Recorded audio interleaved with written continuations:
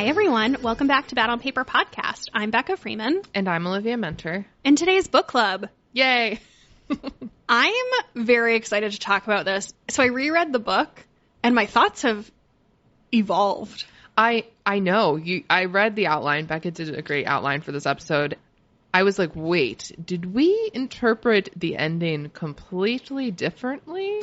Maybe. Maybe.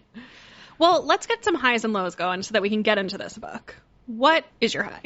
My high is today. We are recording together. We just recorded another episode. It was really fun. We've just been basically talking for however long I've been here. We had a nice lunch. I was sick for what felt like a long time, and then I just sort of had a bad work week. So today I woke up and I was like, going to New York, putting on a nice dress, having fun. We're getting drinks and food after this. This is my high. Although your high is much more exciting, I think. Well, I'm flattered to be your high. I also had kind of a crummy week, and so I was looking forward to this, but being in it, I'm like, oh yeah, this is turning my week around. Oh, yes.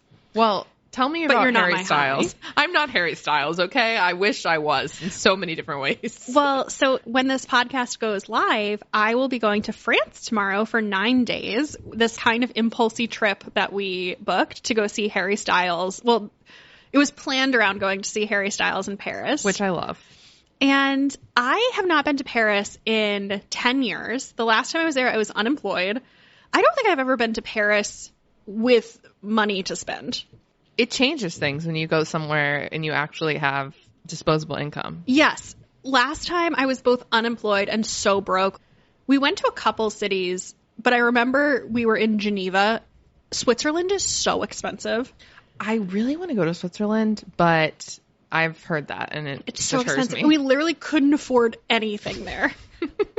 Nothing? Nothing. Just bread and cheese. Yeah, we couldn't afford anything. We were so broke. So that was the last time that I was in Paris, was on that trip. And I'm excited to go back. I got so many recommendations from people. And then we also had Megan Donovan do an itinerary for us through Paris Perfected, which is her business that's specifically itinerary planning for Paris. So I'm really excited. And then we're also going to go to Burgundy for a few days and go wine tasting. So jealous. And I'm going to go to Beaune on the suggestion of your neighbor, Cheryl. Shout out to Cheryl.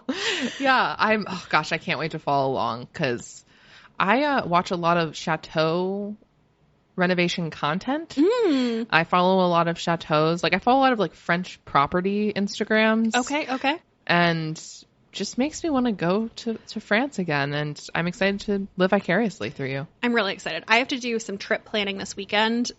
In reality, we're recording in advance, so we have a week and a half. In my mind, you're going in an hour. No.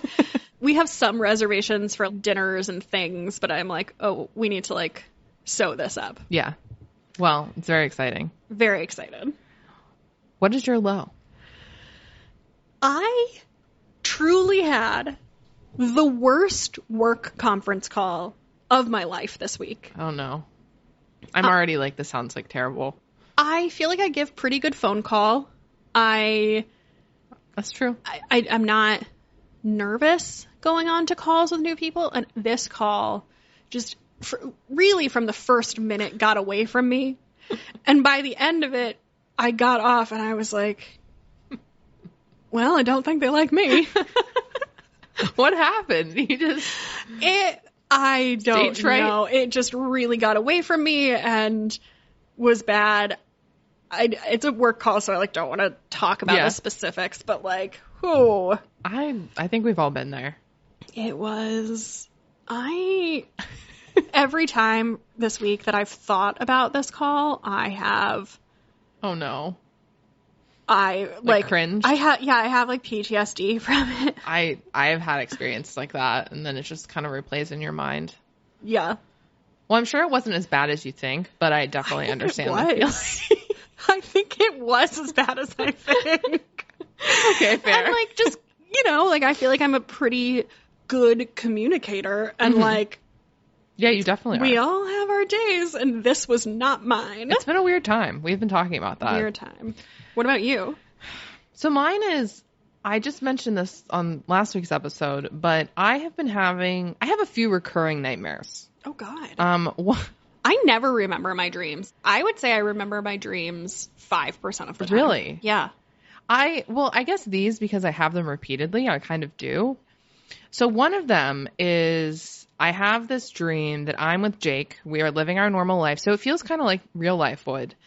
And something is nagging at me, like, what is bothering me? Like, something feels wrong. And then I'm like, shit, Jake killed someone. And I like remember it. And I start to panic because I realize there's no coming back from this. Like, there's just nothing we can do. The police will find us. I've listened to enough podcasts to know. And it's the worst feeling because I can't change it. Do you know any details? The person is dead. Well, in this past dream, we're driving. And I'm like, what is bothering me? Something is wrong. And I'm like, Jake murdered someone. Ah, shit. And that person is Jake Gyllenhaal.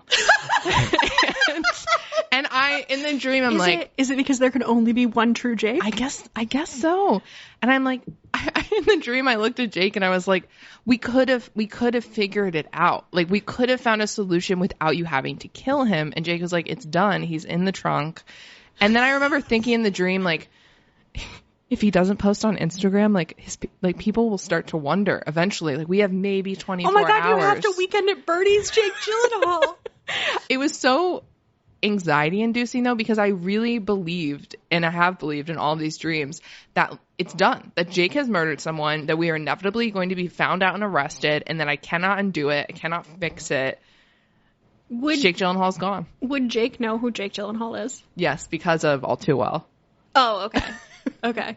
Well, I told him, and he was like, he shouldn't have kept the scar. And I was like, points like for that. A Taylor Swift vigilante. How dare you, Jake Gyllenhaal? It was so specific, but like vivid. And also in the dream, like my first reaction. How did he do it? Do you know? I don't know. But my first reaction wasn't like, why? It was that like really, Jake? Like, we couldn't have worked this out. It's all been leading to this. Anyway, there's a sense of inevitability. It sounds funny, but it's really haunting. And I'm sure it is, but it is. Yeah. A hilarious premise. It is funny. I woke up and I was like, phew, that's a relief.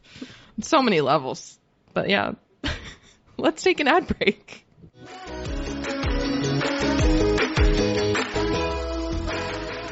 Let me talk for a second about one of my most satisfying, confidence-boosting moments in life.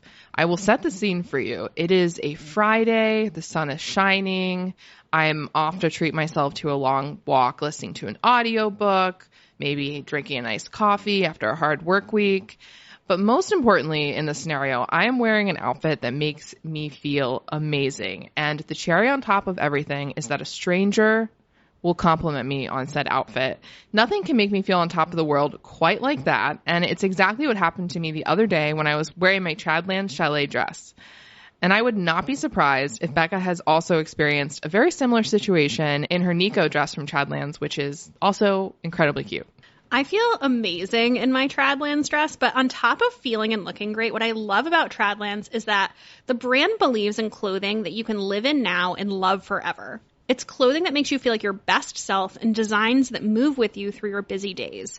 Plus, because Chadlands focus on things like cost per wear, you don't have to worry that your Chadlands pieces will fall apart after 1 or 2 cycles in the washing machine like other fast fashion brands. Over the past few years, I have been sort of mentally taking note of which brands in my closet don't have longevity because either the clothing falls apart really quickly or the fit doesn't feel right after only a few wears. I love knowing that my Chadlands pieces will look and feel the same great way in a few years as they do right now. And I also absolutely love that Chadlands offers incredible, sustainable dresses, pants, sweaters, shorts, and so much more, all of which are available up to a size 5X. So I know it's hard to explain a clothing brand that you maybe haven't heard of in a podcast ad, but like if your summer style mood board is like coastal grandmother / upstate gardener vibes, I think you're going to love their dresses. I have the Nico linen dress in Sedona, which is like this deep brick red, like very Santa Fe farmers market vibes. I love linen clothing. I love a linen dress, both the way it looks, but also just for comfort. It's so breathable. It looks good even if it's a little wrinkled, like it's supposed to be. And we're not quite there yet temperature-wise, but I am also very excited to try some of their sweaters this fall. Me too. They are super cute. If you're tempted to check out Tradlands now too, go to tradlands.com/badonpaper to shop and use code badonpaper for 20% off your order. That's code badonpaper, all caps, for 20% off your order.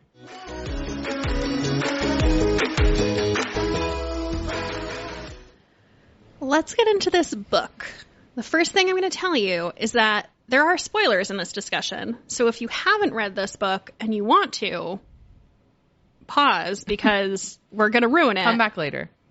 And I don't know how I would feel about this book if it were spoiled for me. Yeah, it would change everything. So I would Yeah. suggest pausing now and coming back as well. This is your warning. So let me give you a quick summary and then we'll get into our discussion. So Laura Ricci is an NYU student interning at Elle magazine. So wide-eyed Laura, who is hiding the fact that her scholarship has been revoked from her parents, is in dire straits financially. Her savior comes in the form of Kat Wolf, the enigmatic Austrian heiress and sometimes Elle contributing editor. After Kat taps Laura to help with research for a story about female fashion entrepreneurs, Kat suggests Laura should drop out of NYU and work with Kat ghostwriting short fiction for her in a bid to score a book deal. Laura moves into Kat's suite at the Plaza Hotel and lives an all-expenses-paid lifestyle where her and Kat try to crack the story.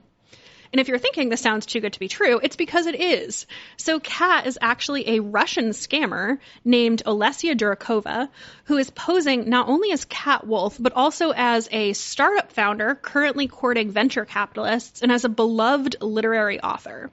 When Kat's house of cards comes crashing down, Laura finds her worst dreams realized. She's dead broke, has dropped out of NYU, and is robbed of her literary future. Or so we thought. ... That was a great summary. Thank you so much. Very good. I had jury duty this week, and I reread this book in jury duty, and didn't have anything else to do, and really put my all into this. It was great. Thank you. What were your overall thoughts on this book? I thought this book was so fun and juicy. I feel like it's interesting because I feel like it came literally a month too late for the scammer fad. I feel like we had scammer. Yeah. February, March was the peak of scamdom with Inventing Anna came out. The Dropout came out. Bad Vegan. Mm-hmm. Well, I guess that was last year, that Scammers docuseries on HBO. The Tinder Swindler. There was so many. I feel like we were peak scamdom. And this came out in April. It was a month too late to the party. But I thought this was really, really fun. I thought I liked the twists. I thought it was compulsively readable. Yes, that is how I would describe it as well. So the first time I read it in one sitting, and then I read it in jury duty, and it literally, I don't know, it probably took me 4.5 hours altogether to read. It was a real fast read. Yeah, it's because of the way it's formatted with text and emails and lots of different really types of formats. It just flew. Yeah, and at no point, it's not a very character-y book, I guess. It's more plotty. At no point was I oh, I'm bored. Oh, yeah. No, you will not be bored. Page turn. You will not be bored. What were your overall thoughts on the book? I felt similarly. I really liked it. It was fun. It is not a character-focused book, which when you find out some details later, it makes sense that it might feel like some of the characters don't have a lot of depth, I guess.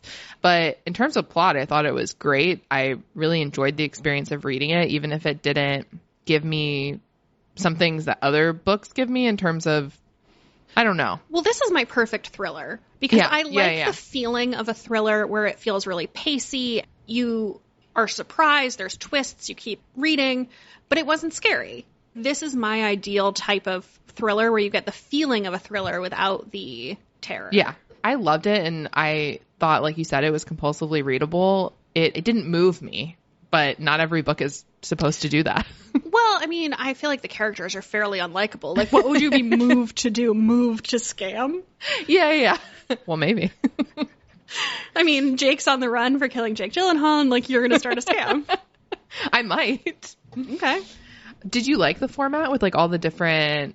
It was different. Have you read anything like it? I don't think I've read any book that is singularly told in kind of like alt formats without pure exposition chapters. I don't know what the right word is. Like this was told in diary entries, Slack messages, Instagrams, emails, FBI records. Like it was all documents. Like when we read last month's book club pick, Funny You Should Ask, there were like the articles in there. And I've definitely read books that have interstitials with text messages or something. Yeah, same. But I thought this was really fun that it was all found things. And it also brought in multiple points of view from outsiders. One thing that I really liked about this is that she's a scammer from page 3. I think you have to, right? Not like, I feel like it's necessary for the book is what I mean. Not that you wouldn't be able to miss it, which of course you wouldn't, I guess. But I don't know. Like I feel like there's an alt version where this is The Devil Wears Prada of this girl like working her way up in the world only to find out that Miranda Priestley's a scammer. Yeah. I guess also, how much did you buy her being that gullible? A lot. I don't know. I was reading the Goodreads reviews and so many people were like, who could be this gullible? And I'm like, I don't know. At 21, I might have been this gullible, especially if you dangled the right carrot. Her carrot is that she wants to be a famous author, and she's like kind of in a corner. She's out of options, doesn't have any money. She like can't go back to school. I don't know. Like I might be willfully ignorant in that situation if the right carrot was dangled. I went back and forth, but sometimes I was like, oh, come on. And sometimes I was like, I could see myself being that young and that vulnerable for sure. Yeah. For sure. And that like hungry for success. And especially when the options are tell your parents you completely failed or move into the Plaza Hotel with this rich lady. Like 21-year-old me is choosing the Plaza Hotel every time. 35-year-old me might. It did sound kind of nice. Might choose the Plaza Hotel like 1 out of 4. I had multiple moments where I was like, sure, she is being scammed, but it's kind of nice in the meantime. She's just living at the Plaza Hotel and ordering room service. Oh, yeah. Not the worst thing in the world. No. Not the worst. I've certainly heard of worse scamming situations. No. What about the scammer? What did you think of Kat/Alessia? Did you find them sympathetic at all? Did you get them, or were you just not really? I don't think I felt sympathetic. I thought that it was interesting, like the narrative about how like no one takes her writing seriously or will believe it's her or credit it to her. I kind of not related to that, but I appreciated the effort to give her a little bit more depth there. But no, I didn't. I wasn't like, oh, poor you. What about you? I mean, I wasn't poor you, but I did think there was a really interesting irony in the fact that she felt like she had built this legacy, all scammed based on like wire fraud. It was all smoke and mirrors. Like the companies that she built were just fake websites and Instagram accounts that she like bought followers for. But she was like, this legacy I've built. She didn't write any of the books, but she'd gotten away with all of this and she wanted the glory. And I thought that was very interesting and ironic. Yeah, I could see that. I agree with that. Because it established that she's a bad writer. So like somebody else is doing all of this and then her brother is doing all the falsification on these companies. But she's like, look at all I've achieved. I mean, it is hard work in a way, I guess. Yeah, like she had a work ethic. I definitely don't think I'm smart enough to be a scammer. I don't think you have the stomach for it. Like I Do you?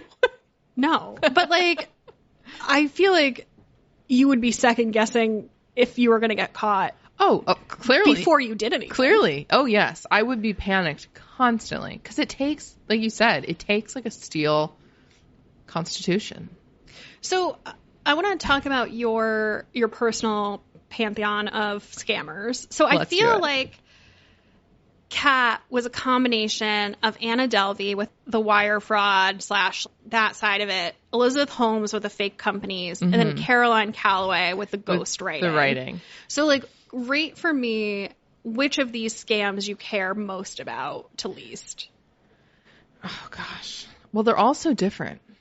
I mean, I feel like Elizabeth Holmes is in kind of a league of her own because I feel like she did real harm in a way with like the, the health testing and things there. Caroline Calloway, I actually followed way long time ago before all of it. So it's been very interesting just to see how she has evolved into the scammer and the brand that she is. And then Anna Delvey, I really don't care about. I don't know. Interesting. I liked when the story came out, but I feel like it's been a little over. And now she's trying to get all this press. I don't know, which I don't blame her. I just don't care about it as much. I think Elizabeth Holmes and Caroline Calloway are more interesting. Do you think Caroline Calloway is a scammer? I was thinking about that before we recorded, actually. I don't know. The thing is, I don't think any of these people think they're scammers. Yeah, and I know I don't know very much about Elizabeth Holmes either. So my answer would be Anna Delvey is my number one. I was so captivated by that New York Magazine article when it came out, and I was like, this is so unbelievable. And I very much followed that scam. And I think Anna Delvey is also just like a compulsively watchable narcissistic human where she's like, I'm going to Instagram from jail. And I'm like, let's go. Similar Caroline Calloway energy. Caroline Calloway, I feel like, is my second highest interest. I think it's interesting that she's an influencer. And Or is she anymore? Don't know. I think she's only on OnlyFans. Oh, interesting. And I don't know a lot about this. From everything I've read, I don't know that she's actually a scammer. Like, she might just be a bad event planner. Where like the article, when people first started to come after her about being a scammer, was just one person. Well, yeah, it was like she tried to throw this create and cultivate type event, and it was terrible. And it was, I think she's just a bad planner.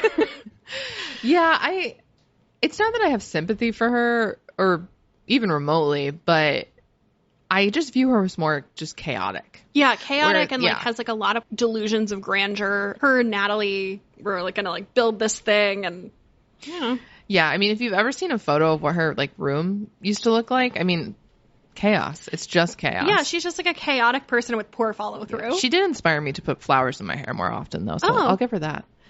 But it's interesting. Like, it's interesting that she's gotten caught up being called a scammer. Well, yeah, this is my point. Like, I don't think that she is comparable to Elizabeth Holmes. No. Other than the sense that they're both narcissists living in their own world. Yeah. But, I mean, Elizabeth Holmes, like I said, actually made people suffer. Yeah, she's my lowest, too. Like, it's too serious. It's not fun. I didn't watch The Dropout. I was like, I don't... It's phenomenal. I'm sure everyone has said it is. But I'm like, I don't need to... I didn't watch the Anna Delvey one. Less phenomenal. Anna. Yeah, really. And I love Shonda Rhimes, but yeah, I was like, I don't need to watch this. Yeah. Wait, I'm curious. Did you ever intern in a magazine? Technically, I interned for Bustle, but it was remote, so I wasn't there. But honestly, so much of this brought back memories of when I first started working at Bustle, because I had no idea what I was doing. I was 22, and it kind of felt similar in a lot of ways. So it was kind of hard for me to read in certain spots because I was like, I don't want to remember being 22 again. But it was very accurate. Yeah. Did you? No. I majored in international studies and did not. Did I intern at all? No, I don't think I did. I worked in a restaurant every summer. No, I didn't even conceive that this was something that could be a job until later. But I was like such a magazine consumer. This feels like the peak of glamour. Oh, yeah. I remember like watching The Hills and Whitney. Fantasizing. Yes. Oh, God, I love Whitney. Still love Whitney. But yeah, it was pretty accurate to my experience just working on a website. How do you feel about a story within a story? Oh, I love a story within a story or a movie. It kind of reminded me of the story that the last book club book centered around. Like, I mean, obviously very movie. Different. No, like how she had this article that went viral, and then we read the article, and I was, I don't know. I don't care. I wasn't comparing it to that. It just kind of reminded me of that in a way. I was thinking, like, in Book Lovers, there's the book that they're working on together that gets described, but you never get to read. I love that. I mean, it didn't really work with Funny You Should Ask because it was about James Bond, so it's like we all know what that is. But when there's, like, a fake movie TV series in a book, I love that. And I thought this was so funny because you never get to read the story. It's called Horse Girl. And the description, I wrote it down. So this is from a fake article about the article. Are you a horse girl? No, you keep thinking I'm a horse girl. This has come up like 3 times. You have horse girl energy. I'm not. The story, it says, the short story, which centers around a brief romantic encounter between Emily, an 18-year-old college student, and Connor, a teaching assistant, captured readers' attention and sparked online conversation about drinking, consent, and the damaging effects of casual misogyny. And I'm like, Wow, that is not what I would expect of a story called Horse Girl. Yeah, I kind of was like, oh, it was interesting when it was like revealed of what it was about, but I don't know. It didn't make a difference to me either way, I guess. Oh, I'm a sucker. I think it's so fun when there's a story within a story. Cool. You're like, cool. I don't. Well, I don't know. It didn't really. It's also, this book is really hard because you just reread it, but it's very hard for me to go back to the place where I was reading it because everything changes by the end. It does. So every single aspect of my perspective on everything is just different than it would have been while I was reading. So it's hard to go back there. Let's take an ad break before we get to the talking about the end, which I feel like is what we all need to talk about. Yes, definitely.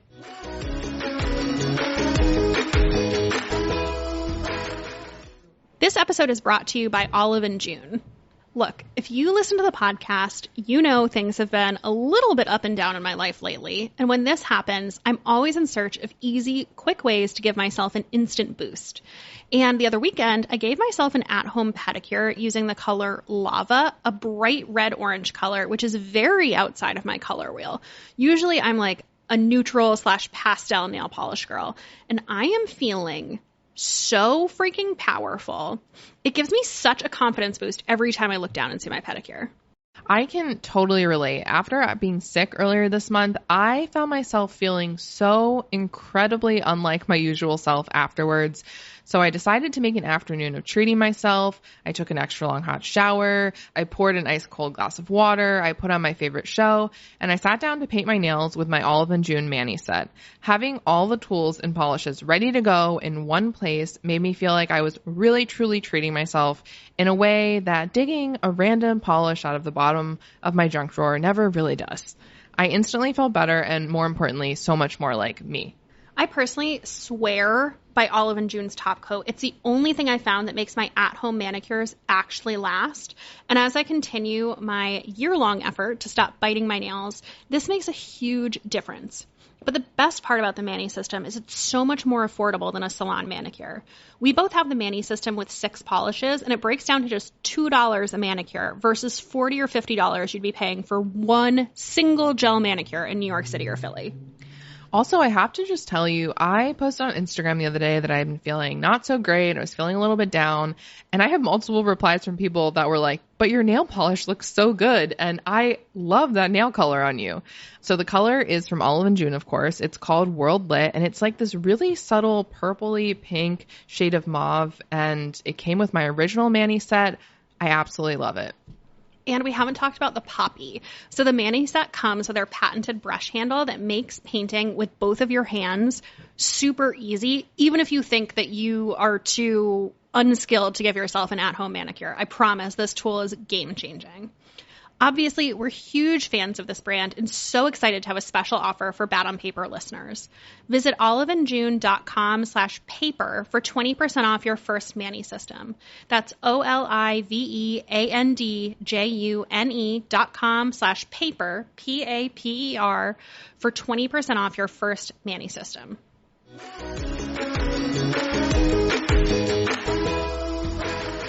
Let's talk about this ending. What an ending it was. Okay, so refresher for anyone. The last page, I will just read it to you. It is a letter to the editor printed in Elle magazine, and it says, "We were surprised to find our daughter listed as the author of I Wrote Horse Girl. Like the young woman in the story, our daughter Laura was also an English major at NYU and an intern at Elle. But unlike the woman in the story, our daughter was seriously injured in a tragic car accident last year and has been in a coma ever since. She is currently hospitalized at the Hospital of the University of Pennsylvania. According to the NYU Registrar's Office, only one Laura Ricci has ever been a student at the school, our own Laura Elizabeth. We believe there must be a mix-up, or even worse, that someone has stolen our comatose daughter's identity. Please issue a correction at once. Our friends and relatives have been calling to congratulate us on our daughter's miraculous and frankly highly unlikely recovery. Signed, Tom and Carol Ricci, Allentown, Pennsylvania." The twist. The twist. Okay, wait. So you said to me before we started recording, I had one theory that I was working with when I finished the book the first time, the way I put the pieces together in my head, and I'll tell you what that is okay later. But I'm being shady. I don't know why. And then after I reread it the second time, I have a second theory. But you said what your interpretation was totally different. Yeah. So I thought that she was pretending to be her the whole time, and she created the diary as like a way to create this identity and use it to her own purposes. So like she never existed. Well, she did exist. Do you think they knew each other? Do you think they met at Elle magazine? No, I thought it was that Laura never existed in the first place, and she was entirely made up by the scammer. No, the article says that Laura was an English major at NYU and also an intern at Elle magazine. I thought it was like she knew this person had died, took their identity, and then created an entire persona around this identity, and then used it. Okay, so that's like that kind of jives with my second theory. So my first theory, when I first finished the book, was, this sounds like a good ending to me, is that I thought the person that was Laura was a scammer all along and was scamming Kat. And oh, yeah, I didn't even... So I thought it was like a third person who was pretending to be Laura to scam Kat, because Kat seemingly like gets caught, and like Laura then at the second to last page, Laura purchases Bitcoin. So I thought she was usurping the top scammer, but that doesn't make sense because based on the letter, Kat and Laura would have met at Elle magazine. So Kat would know who the real Laura looked like. When I got to the end of the book the first time, like that's what I put together in my head. Interesting. I don't think it's correct. Now I'm just wondering, I thought that was just it, that she just doesn't exist. Or she does exist. She's in a coma, but her identity is being used. Yeah, because her perspective is only told through the diary, right? Correct. So you read it However, assuming that this is a real person and not her, like... No, because it's also talked about in... Well, is it or isn't it? I can't remember. I feel like it might also be talked about in meeting with the agent, the FBI agent, and then also meeting with the literary agent. Like there's emails between them and Laura. So I guess it's never confirmed that they met, but it's like other people met Laura. But who they thought was Laura. But she has all of these disguises. So it could have just been her all along. So it's just like Kat pretending to be Laura. Right. Like she pretended to be all these different people and these different email addresses. I guess so. It's kind of like a Gone Girl thing. When you read the diary in the book the first time around, you think of it as just, okay, this is a person writing a diary and that's it. But then you realize it's all fabricated. Well, we actually have a listener voicemail about that. Let's listen to that. Hi, Becca and Olivia. First of all, I loved this month's book. It was so good. I really enjoyed it. I'm curious what you guys think about the diary trope. I feel like ever since Gone Girl, I've read so many mysteries and thrillers and other books that use a diary as a vehicle to tell one character's point of view. And it's always bullshit. It always ends up being a lie. And yet I fall for this trope every time. I'm just curious if you guys do too, if you like this trope, and why you think it's such a compelling storytelling method when it should be so easy to see through. So I feel like you're saying the same thing as this listener, but I'm duped by it every time, because also in Verity, where at the end the letter is fake, and I was like, what? Yeah, this person, I mean, it's funny because I hadn't actually heard the voicemail before I said the Gone Girl thing. I love it, though, because even if you suspect that it might be the case, it brings you into that point of view so much that it's hard to predict it because it's built up so much. Right. I don't know. Wait, can I tell you about my second theory and then some of the holes that I see in this? Yes, which maybe you can explain it to me. So, okay, sometime after Elle magazine, but before the end of the book, Laura gets in a car crash, because it doesn't say when she got in a car crash either. Mm-hmm. And if you told me when, then I think I would have an easier time. And I guess I'm wondering if Bob, Kat's driver, got in an accident to like maim Laura, because he was sketchy too.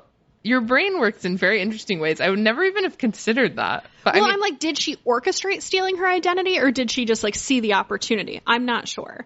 And then Kat took over her identity to use as an exit strategy, because in one of Alessia's emails to her brother, she talks about needing an ironclad exit strategy to leave the U.S. to get back to Moscow, which is where she's from. And so she saw Laura as this opportunity, whether it was because she saw her at Elle and we look alike, and then she was like, I'm going to get my driver to like get you in an accident and then steal your identity, or whether she just was like, oh, wow, this is what better opportunity could this be? And it kind of makes sense because there's a letter from her parents, Laura's parents, about asking NYU to hold her spot at the end of August, which would be after Elle, but before she started working with Kat. And in the book, it's after she tells her parents in the diary that she's dropping out. So it seems like her parents are mad at her for dropping out, but it could be that she's now comatose. So they're asking to hold the spot. And then there's another really brief text exchange between the other interns where they say, oh, I should find out where Laura is. It seems like she's just gone off the grid, but it could be that she's in the hospital. It seems like maybe this happened at the end of August before she moved into the plaza, meaning Laura never actually lived at the plaza and Kat just took her identity. But then, okay, here's what doesn't make sense to me. So I guess Kat is keeping this diary pretending to be Laura. And it makes sense then because the diary is not super well written. So like if she was this amazing writer, wouldn't her diary be slightly better written? But then who actually wrote the stories? Who wrote Horse Girl? I thought it was Kat. So Kat, I mean, she could have gotten better. Can write? I think so. Like, isn't it possible she got better? Or she could have... But if she was a good writer, why didn't she write Laura's diary better? I guess that's a question for the author. Because I thought the whole thing was that, like, the literary agent, which I have a whole other question about, is that Kat came to her, but she didn't have the writing skills. And so she suggested she needed a ghostwriter. The literary agent did. And so I don't know, like, I guess Kat could have improved. If Kat wasn't a skilled writer and this diary is poorly written, which supports the fact that Kat is a bad writer, who wrote these stories? I interpreted it that it was Kat, and she was like pissed off that the agent was like, oh no, this isn't good enough. So she like was like, oh, I'm just going to do it better. And then, use a different identity and you'll suddenly be interested in it, or use a different. Oh, interesting. Yeah, I don't know. But now I'm like really questioning everything. And if I read it very fast. So I'm like, maybe I missed all chunks of this. Here's the thing. I greatly enjoyed and was entertained by this book. I do not think this book was made to be read a second time. No, absolutely not. Like, I do not think the book was made to be read once you know the ending. Where, like, it was plausible enough that I was like, oh, okay, yeah, I buy this. But then when I read it knowing the ending, and what I did was I read the last page first and then read it, I was like, things don't add up here. Wait, I have more things. Oh, gosh. Is she also the agent? So I would have to go back. But if I'm assuming no, because there's emails, right? Or texts between the agents. Yes, I think she is. She's the literary agent. Oh, I thought you meant the FBI. No, the literary agent. Is she the literary agent too? No, I didn't think that. Okay. But I guess she... I don't know. I'm questioning everything now, Becca. Okay, so then okay, here's another question. Why did she out herself in the I wrote Horse Girl story? So then Kat wrote the story as Laura, published it under Kat's name in the New Yorker, and then wrote a story in Elle magazine or in whatever magazine saying, I wrote Horse Girl, and exposing Kat. And it's like, why would she do that? What was the plan? That's a good point. My brain is kind of breaking. I won't lie. And then also in the diary, it says she went to Pennsylvania for Thanksgiving, which I guess could just be a lie. Could be fabricated. But it's like, so that whole scene, that was one part to me that I was like, what? Like, you just don't talk to them for all this time and then you just go back? That was very bizarre to me too. But then everything made sense at the end because I was like, none of this is real. Well, yeah, but it's like, I wish we don't know when she died, because it was like, okay, if we're working under the assumption she dies in August, then she didn't go to Pennsylvania, and like, I don't know what the point of writing that in the diary was. Yeah. What would be the point of that? We don't know when she died, so she could have died after Thanksgiving, I don't know, was Laura ever keeping this diary and Kat took it over? Or was like, from the get, this diary is Kat's fabrication of Laura? That's how I interpret it. But now I'm seeing what you're saying. Because it also covered at Elle magazine, which she was alive for, which she could have just made things up about her experience there. But like, there are diary entries from her first day of Elle magazine. The parents say she did intern there. So it's like, okay, she was alive during this. Am I breaking your brain? Yeah, you're breaking my brain a little bit because I'm starting to see all of your points. Like, this is scrolling in this document. She has this blank expression on her face. Like, she looks like she's going to start writing on my walls and like get string and start making one of those. Am I the world's dumbest person? But you present really good points. The thing about a twist like this, I wish I could go into it completely blind because I knew it was coming, and so. I don't know. I wonder if my perspective would be different. You knew this twist was coming? No. Oh. I knew a twist was coming. And so, of course, you question everything throughout the whole reading experience. But... Wait, I have one more thing that I need to... I'm about to just literally... throw this book. I'm just literally staring into the wall being like, what is wrong with me? What did I miss? Okay, so the other thing is that there are Slack messages between the two FBI agents. So one of the FBI agents goes undercover as an intern at Elle magazine. Mm-hmm. So the FBI agent would have met Laura before she died. So she would theoretically know, because she was posing as an intern, she would know what the real Laura looked like. And then, I guess we only know this through the diary, so I don't know if we know this, but if Laura then complies with the FBI to help them when Kat is on the run, wouldn't she know that it was a different person? Because you could make yourself seem like you look like Laura, but like... Right. For somebody who had met her before she died, would you be like, oh, this is a different person? This truly is breaking me because when I read the end, I was like, oh, okay. Like the whole time it was Kat. And so, but I see what you're saying. And also rereading the letter from her parents where it says like last year, I'm realizing that can't be true. So I don't know. It's hurting I'm curious. Head. I'm not good at this. So I'm also curious if listeners are going to come and have like a third theory. Susan, we need answers. Where is she? Okay, here's another question I have for you. Do you think the author had this intricately plotted and she has the answers to all these questions? Or do you think she threw this on at the end and was like, nobody will go back to find out? She didn't expect me. I think you'd have to. I would hope that this was plotted this way because I was like, oh, yeah, that's why so much of the character seems a little bit flat because it's someone pretending to be someone else. But I don't know. What do you think?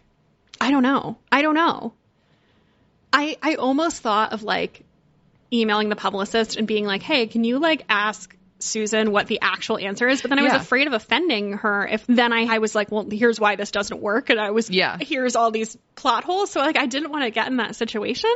I mean, I'm sure there is like a straightforward, I actually Googled twist ending to see if there was like a, this is what happened. Yeah. Did you see? No, because I looked because I was like, where people will be fucking furious about this is Goodreads. Yeah. Because I feel like Goodreads, people are always up in arms about something. Could not find a single review that took issue with the ending. Like everyone was shocked, loved it, whatever. And I was like, do other people see something I don't? Because I'm like, this doesn't totally make sense to me. Or maybe they just were so blown away that they like didn't really stop to put it together. Because I was expecting, how they have like the spoiler warning ones that are like hidden. I was expecting so many of those and people like, well, maybe it's because no one knows, tearing it apart. No one understands what happened. I don't know. Oh man. Well, can I tell you another unresolved? Sorry, I've really taken over this episode. I go for it. Another unresolved plot point that I don't understand was, well, I don't even know. So in the diary, Laura says that she meets Kat's father, right? Franz Wolf. Yes. And he's mean to her and like kicks her out of the hotel room. Yes.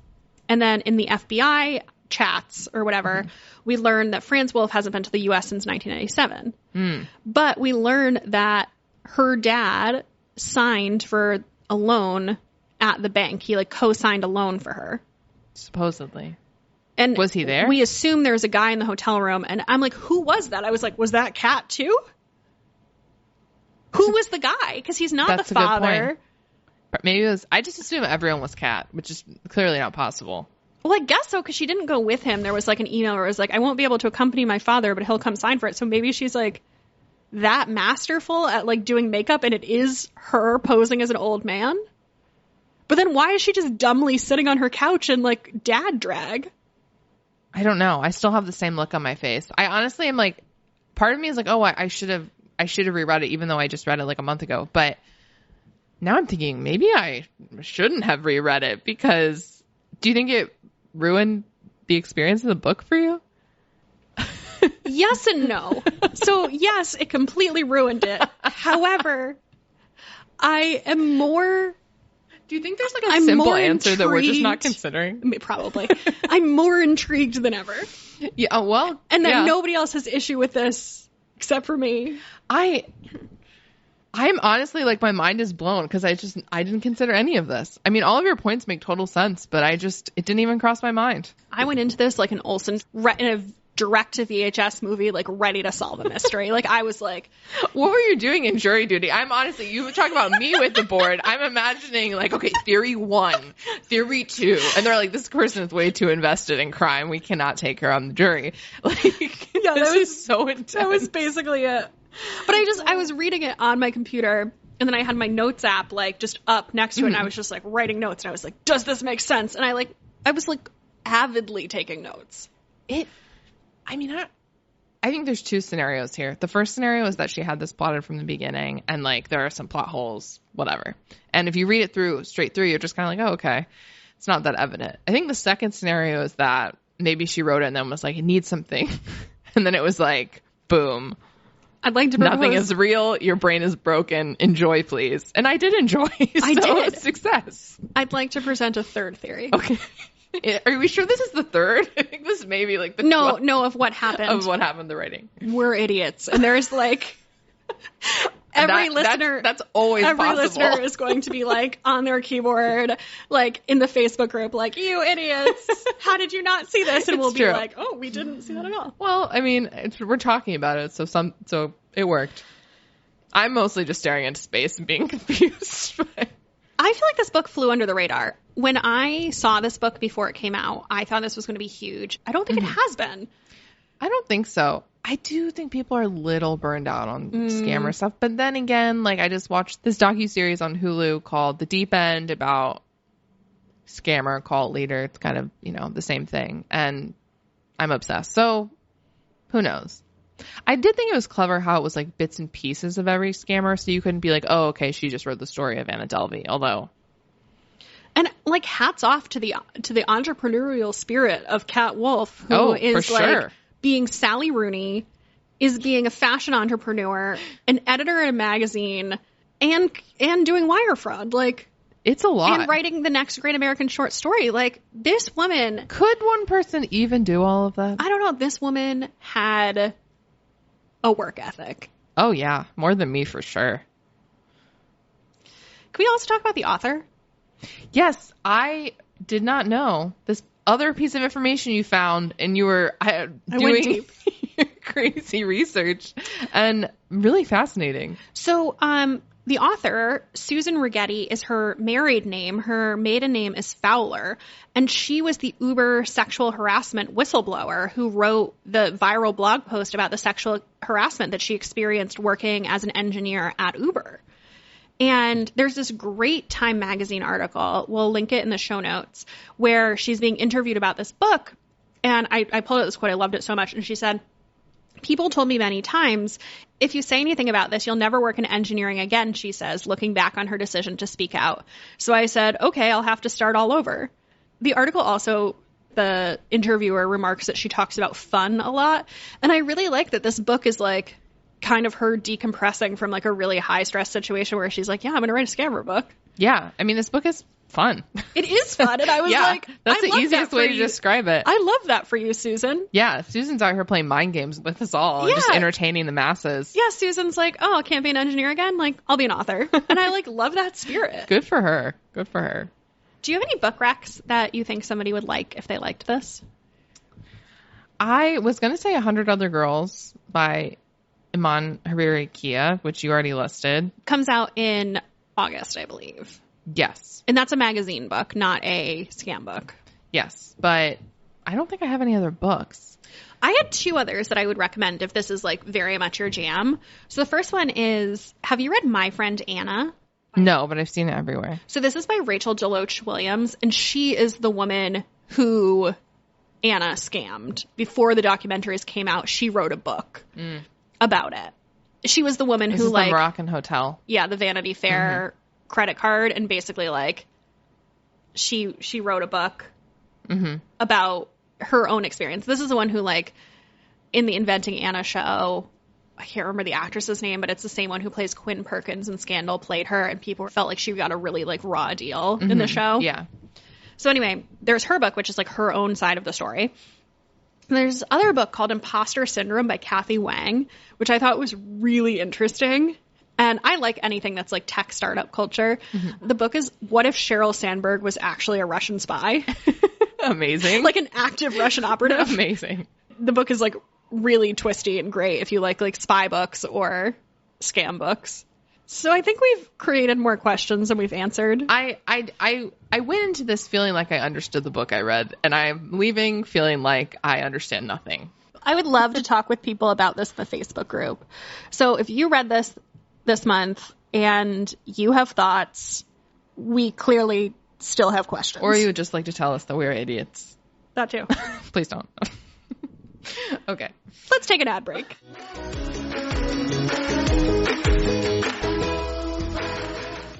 Now a word from our sponsor, BetterHelp.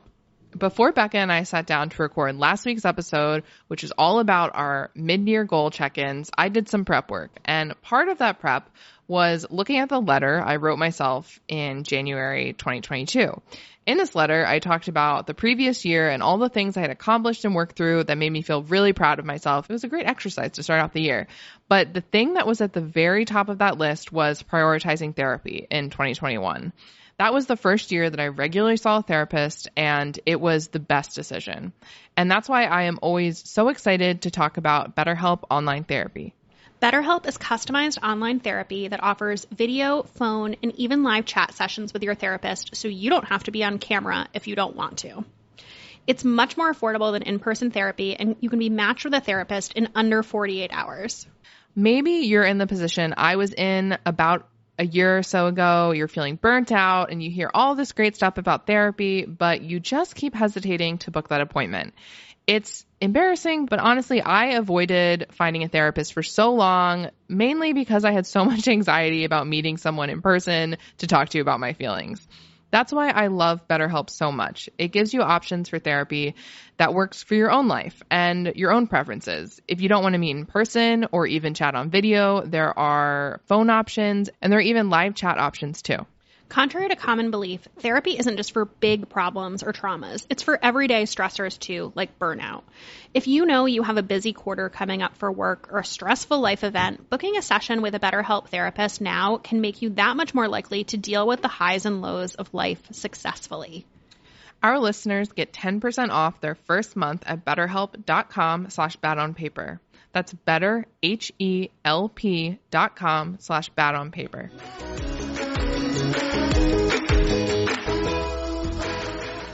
What is your obsession this week? I mean, it's an ongoing obsession, but nothing makes me happier than fresh flowers in my house. It is currently peony season, which is, brief, but I feel like peonies are... They're the best. Well, they're not... They're in my top 3 flowers. Oh, what's your top? Other 3? Probably dahlias. Oh, nice. And then ranunculus are also in the top 3. Classic. But yeah, it is just making me so happy that it's the good flower season. Yeah, and you get them in the bodegas here. You can just go pick them up. It's a little bit more difficult in Philly. But I too love peonies. What about you? So my obsession is, if you like scammers, you would like this. As I mentioned earlier, it's The Deep End on Hulu. It's a 4-part docuseries about this woman named Teal Swan. Have you ever heard of her? I feel like I have, because people are talking about this docuseries on social media. Yeah, I hadn't before I started watching, and I feel like I know most weird cult wellness leader people, but she has quite a large following on YouTube and TikTok, and she's pretty controversial and has a lot of very committed followers. But the docuseries, yeah, it's all about her little cults. Well, you can decide if it's a cult, but it's really engaging and interesting. Jake and I think watched it all in one night, and I really enjoyed it. Okay. What are you reading? Okay, so I read 100 Other Girls by Aman Hariri-Kia, the book you just mentioned. Comes out in, I believe, August. It might be July. And this is basically like Gen Z, The Devil Wears Prada, where a 22-year-old gets her first job out of college as the assistant to the editor-in-chief in a magazine. I thought it was really interesting because a lot of it deals with the collapsing print magazine industry. And so there's like a battle between print and digital at the same magazine. And I thought it was just really interesting to see a lot of the same things explored from The Devil Wears Prada in a current world. And it's also explored through the lens of an non-white protagonist. So the protagonist, like the author, is Iranian American. Yeah, I just thought it was a really fun book. I will be honest, the main character in it is 22, and I don't have a great way to like fact check the validity of any of it, but I thought it was like a really interesting window into what it must be like to be a 22-year-old today. Someone who was born in the year 2000. I've heard very good things about this book as well. And then when I finished that, I started The Hotel Nantucket by Ellen Hildebrand because it just did not feel right that an Ellen Hildebrand book had been out in the world for, 2 days and I hadn't read it. So I started that, and I have been told that this has a lot of crossover characters, or maybe plot lines, I'm not sure, with The Blue Bistro, which is my favorite Ellen Hildebrand book. So I'm very excited about this. But this is basically, the premise as I understand it is a British venture capitalist buys the Hotel Nantucket, which is this kind of like decrepit, crumbling hotel. Ooh, that sounds good. And restores it into this luxury hotel. Ooh. And, I think it's going to be what the Blue Bistro was for restaurants. Like, this is for the hotel industry. Okay. It's a very inside baseball. That sounds awesome. Yeah, I'm excited. What about you? What have you read this week? I read Meant to Be Mine by Hannah Orenstein.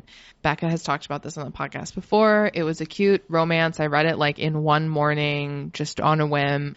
Set in New York. I really liked the New York vibes. Very fun. And then I also read This Is Not the Just Show by Anna Carey. This is a YA book. It's really best experienced going into it blind, but if you liked The Truman Show, you will probably enjoy this. It was really creative and different and insanely readable. And my only complaint is that I wish it was longer, but there is a sequel, so I'm looking forward to reading that as well. So we are letting our listeners choose our July book club pick, and we're recording this in advance, so we don't know what it is yet, but it's a mystery. It will be on Instagram and on Facebook for you to find out what we are reading that you picked for us. Come join us in the Facebook group. Just search Bad on Paper on Facebook. You can follow us on Instagram at Bad on Paper Podcast. You can follow me on Instagram at Olivia Mentor. And I'm on Instagram at Becca M. Freeman, and we will see you next week. Bye. What a sad bye. Bye. Goodbye. Goodbye. I don't know what to say. I'm like, bye.